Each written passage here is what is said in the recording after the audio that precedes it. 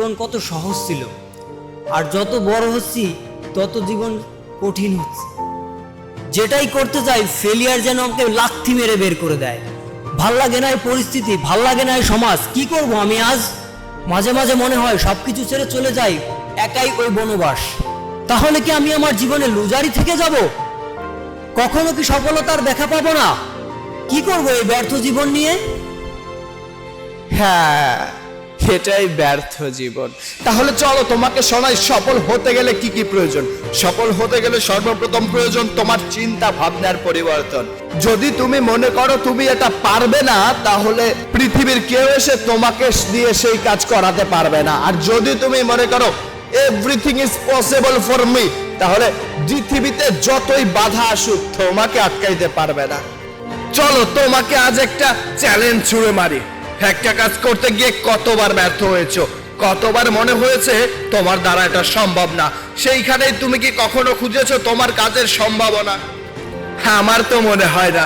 কারণ লুজার তো সেই ব্যক্তি যে একবার ফেল করে থেমে যায়।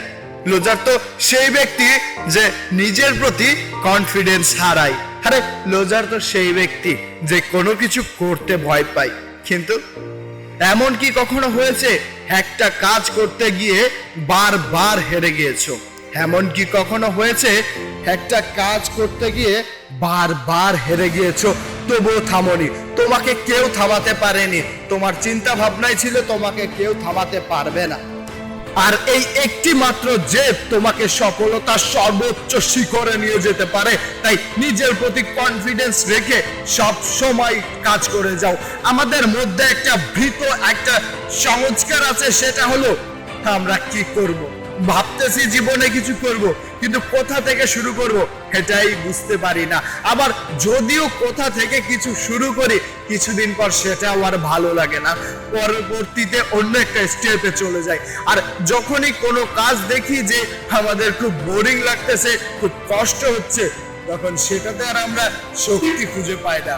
আর আমাদের লজার হওয়ার সবচাইতে বড় ডেফিনেশন এটাই। কিন্তু সফলতার জন্য সবচাইতে বড় ডিসিশন তুমি যেটাই করো সেটার উপরই 100% ফোকাস নিয়ে করো। 100% ফোকাস নিয়ে সেই কাজটি যখন করবে বারবার ব্যর্থ হবে, কিন্তু উঠে দাঁড়াবে। তোমাকে ভেঙে দেওয়ার শক্তি পাবে না কেউ, সবাই উঠে দাঁড়াবে। আর তোমাকে দেখে তারা অনুপ্রেরণা জোগাবে। তো সাইনিং অফ, ইকরামুল বিবি।